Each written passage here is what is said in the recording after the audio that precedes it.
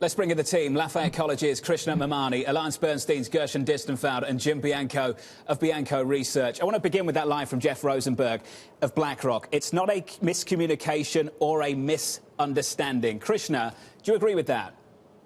Yes. So everything is working out according to Fed's plan. The economy is doing well, expected to do even better. Financial conditions are relatively easy still, very much so, and you just have to look at credit spreads to come to that conclusion. So why would they kind of show their hand too early? They only have to show their hand if there is a significant issue for the economy rather than the equity markets. And so far, everything is looking really good.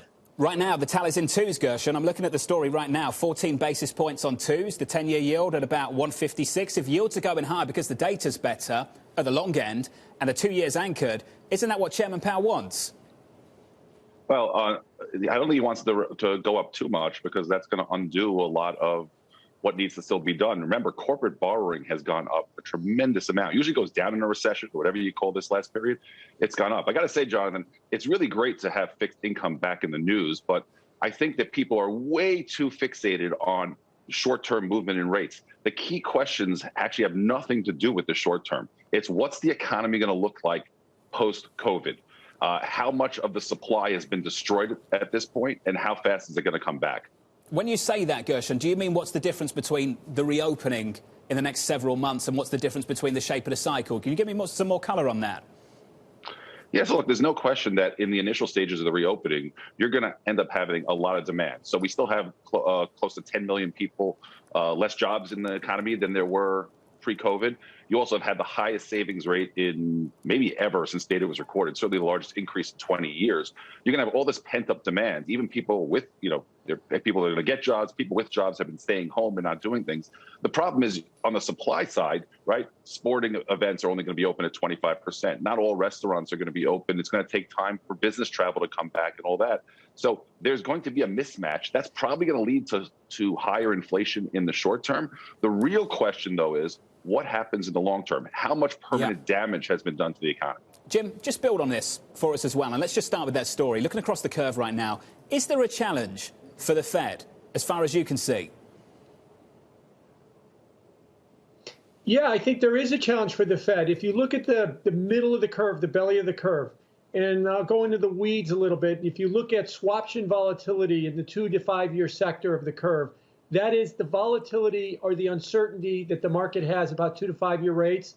It's back to the peaks it was during the pandemic, and it's very close to where it was at the Powell pivot. Great uncertainty in the market at that point. If you look at the Fed fund futures, they're actually pricing in the first Fed rate hike for the June 2022, a little over a year from now. The market is worried about inflation. The market thinks the Fed is going to be forced to act sooner than they need to. Now, sooner is a year from now, not immediately. It's not going to be 2 or 3 years like the Fed likes to think. That's where I think the unsettledness comes from.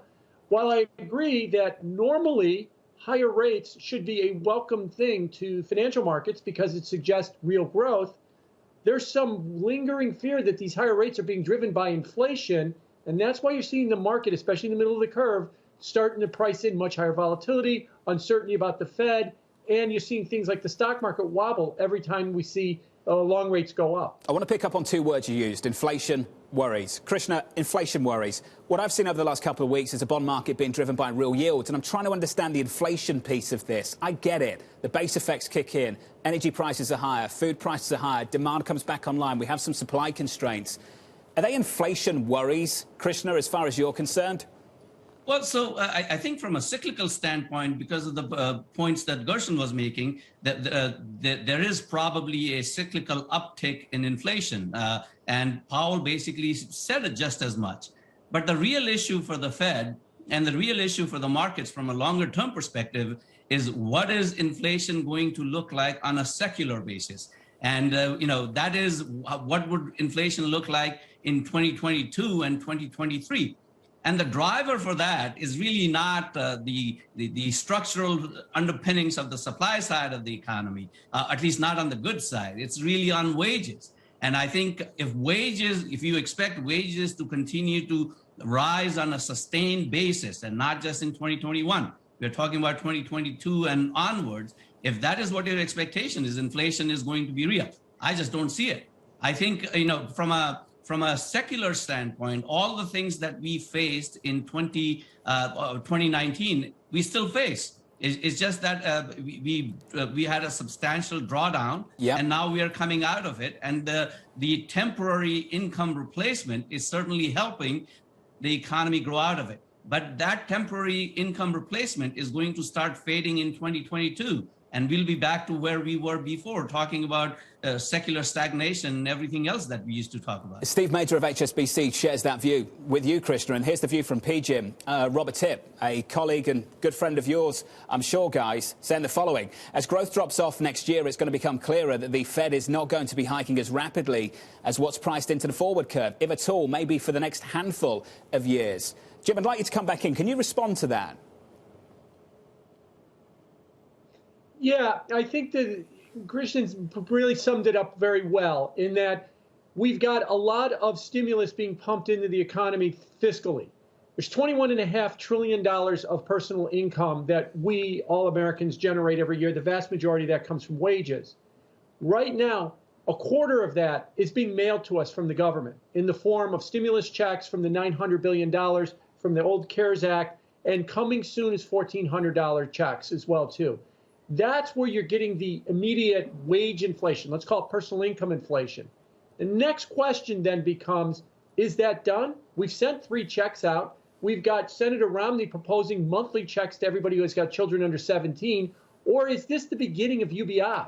Because if it is the beginning of universal basic income, then I think the market is right to be fretting about inflation as we move forward from here. So it really comes down to all this stimulus. Is it temporary, or is it something more than just temporary?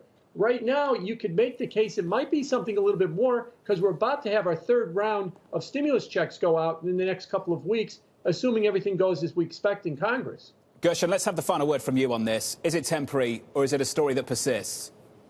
Without disagreeing with anything that Krishna or Robert said, I think we need to be honest and humble here. We are in unprecedented times. The past 12 months, we've seen, again, I don't know if you call it a recession, but we've seen 5 times the downturn of the average recession since World War II in a quarter of the time period. You lop on top of that the fact that, again, corporate borrowing has gone up. Usually corporate borrowing goes down in a recession. You have all this money sitting on the sidelines. We don't know the trajectory of the vaccine. It looks like it's good right now, especially in the U.S., but there could be variants out there. We are really in unprecedented times. And I think what the balance that the Fed is trying to get right now is, on the one hand, communicating to people not to panic. On the other hand, recognizing that they themselves have absolutely no idea when they're going to start raising rates, when they're going to taper. So it looks like they're going to buy $1 trillion worth of bonds this year. So there's a lot of uncertainty. The Fed recognizes it, and we have to be humble in making sure that we don't really know exactly what's going to happen in the short term. It's been a humbling 12 months. Guys, you'll be sticking with us. Coming up on the programme, up next, the auction block. Junk-rated companies borrowing at an unprecedented clip. That conversation coming up next from New York. This is Bloomberg.